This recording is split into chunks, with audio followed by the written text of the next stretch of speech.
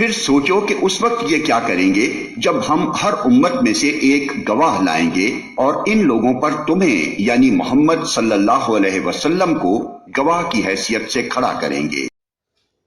اس وقت وہ سب لوگ جنہوں نے رسول کی بات نہ مانی اور اس کی نافرمانی کرتے رہے تمنا کریں گے کہ کاش زمین پھٹ جائے اور وہ اس میں سما جائیں۔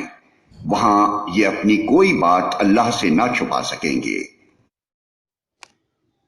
اے لوگو جو ایمان لائے ہو، جب تم نشے کی حالت میں ہو تو نماز کے قریب نہ جاؤ۔ نماز اس وقت پڑھنی چاہیے جب تم جانو کہ کیا کہہ رہے ہو، اور اسی طرح جنابت کی حالت میں بھی نماز کے قریب نہ جاؤ جب تک کہ غسل نہ کر لو، الا یہ کہ راستے سے گزرتے ہو۔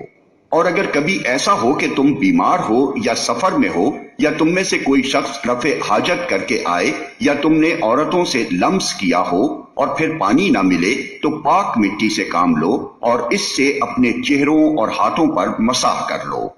بے شک اللہ نرمی سے کام لینے والا اور بخشش فرمانے والا ہے۔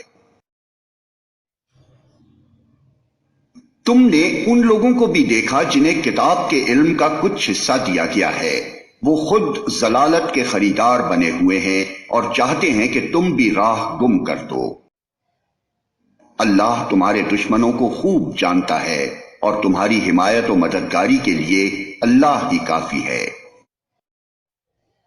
جو لوگ یہودی بن گئے ہیں ان میں کچھ لوگ ہیں جو الفاظ کو ان کے محل سے پھیر دیتے ہیں اور دین حق کے خلاف نیش زنی کرنے کے لیے اپنی زبانوں کو توڑ موڑ کر کہتے ہیں سمینا و عصینا اور اسما غیر مسمعین اور رائنا، حالانکہ اگر وہ کہتے سمینا و اطانا اور اسما اور انظرنا تو یہ انہی کے لیے بہتر تھا اور زیادہ راست بازی کا طریقہ تھا، مگر ان پر تو ان کی باطل پرستی کی بدولت اللہ کی پھٹکار پڑی ہوئی ہے، اس لیے وہ کم ہی ایمان لاتے ہیں۔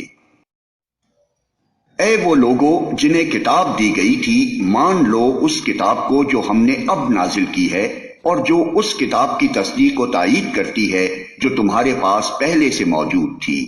اس پر ایمان لے آؤ قبل اس کے کہ ہم چہرے بگاڑ کر پیچھے پھیر دیں یا ان کو اسی طرح لعنت زدہ کر دیں جس طرح سبت والوں کے ساتھ ہم نے کیا تھا، اور یاد رکھو کہ اللہ کا حکم نافذ ہو کر رہتا ہے۔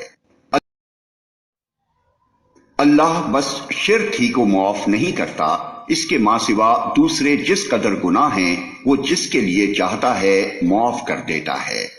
اللہ کے ساتھ جس نے کسی اور کو شریک ٹھہرایا اس نے تو بہت ہی بڑا جھوٹ تصنیف کیا اور بڑے سخت گناہ کی بات کی۔ تم نے ان لوگوں کو بھی دیکھا جو بہت اپنی پاکیزگی نفس کا دم بھرتے ہیں، حالانکہ پاکیزگی تو اللہ ہی جسے چاہتا ہے عطا کرتا ہے، اور انہیں جو پاکیزگی نہیں ملتی تو در حقیقت ان پر ذرہ برابر بھی ظلم نہیں کیا جاتا۔ دیکھو تو صحیح، یہ اللہ پر بھی جھوٹے افطرا گھڑنے سے نہیں چوکتے، اور ان کے سریعاً گناہگار ہونے کے لیے یہی ایک گناہ کافی ہے۔ کیا تم نے ان لوگوں کو نہیں دیکھا جنہیں کتاب کے علم میں سے کچھ حصہ دیا گیا ہے اور ان کا حال یہ ہے کہ جبت اور طاغوت کو مانتے ہیں، اور کافروں کے متعلق کہتے ہیں کہ ایمان لانے والوں سے تو یہی زیادہ صحیح راستے پر ہیں۔ ایسے ہی لوگ ہیں جن پر اللہ نے لعنت کی ہے، اور جس پر اللہ لعنت کر دے پھر تم اس کا کوئی مددگار نہیں پاؤ گے۔ کیا حکومت میں ان کا کوئی حصہ ہے؟ اگر ایسا ہوتا تو یہ دوسروں کو ایک پھوٹی کوڑی تک نہ دیتے۔ پھر کیا یہ دوسروں سے اس لیے حسد کرتے ہیں کہ اللہ نے انہیں اپنے فضل سے نواز دیا؟ اگر یہ بات ہے تو انہیں معلوم ہو کہ ہم نے تو ابراہیم کی اولاد کو کتاب اور حکمت عطا کی اور ملک عظیم بخش دیا، مگر ان میں سے کوئی اس پر ایمان لایا اور کوئی اس سے منہ موڑ گیا، اور منہ موڑنے والوں کے لیے تو بس جہنم کی بھڑکتی ہوئی آگ ہی کافی ہے۔ جن لوگوں نے ہماری آیات کو ماننے سے انکار کر دیا ہے انہیں بالیقین ہم آگ میں جھونکیں گے، اور جب ان کے بدن کی کھال گل جائے گی تو اس کی جگہ دوسری کھال پیدا کر دیں گے، تاکہ وہ خوب عذاب کا مزہ چکھیں۔ اللہ بڑی قدرت رکھتا ہے اور اپنے فیصلوں کو عمل میں لانے کی حکمت خوب جانتا ہے۔ اور جن لوگوں نے ہماری آیات کو مان لیا اور نیک عمل کیے، ان کو ہم ایسے باغوں میں داخل کریں گے جن کے نیچے نہریں بہتی ہوں گی، جہاں وہ ہمیشہ ہمیشہ رہیں گے، اور ان کو پاکیزہ بیویاں ملیں گی، اور انہیں ہم گھنی چھاؤں میں رکھیں گے۔ مسلمانوں، اللہ تمہیں حکم دیتا ہے کہ امانتیں اہل امانت کے سپرد کر دو، اور جب لوگوں کے درمیان فیصلہ کرو تو عدل کے ساتھ کرو۔ اللہ تم کو نہایت عمدہ نصیحت کرتا ہے، اور یقیناً اللہ سب کچھ سنتا اور دیکھتا ہے۔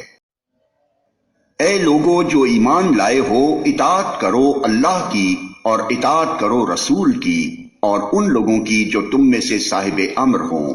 پھر اگر تمہارے درمیان کسی معاملے میں نزاع ہو جائے تو اسے اللہ اور رسول کی طرف پھیر دو، اگر تم واقعی اللہ اور روز آخر پر ایمان رکھتے ہو۔ یہی ایک صحیح طریقہ کار ہے اور انجام کے اعتبار سے بھی بہتر ہے۔ اے نبی، تم نے دیکھا نہیں ان لوگوں کو جو دعویٰ تو کرتے ہیں کہ ہم ایمان لائے ہیں اس کتاب پر جو تمہاری طرف نازل کی گئی ہے اور ان کتابوں پر جو تم سے پہلے نازل کی گئی تھیں، مگر چاہتے یہ ہیں کہ اپنے معاملات کا فیصلہ کرانے کے لیے طاغوت کی طرف رجوع کریں، حالانکہ انہیں طاغوت سے کفر کرنے کا حکم دیا گیا تھا۔ شیطان انہیں بھٹکا کر راہ راست سے بہت دور لے جانا چاہتا ہے۔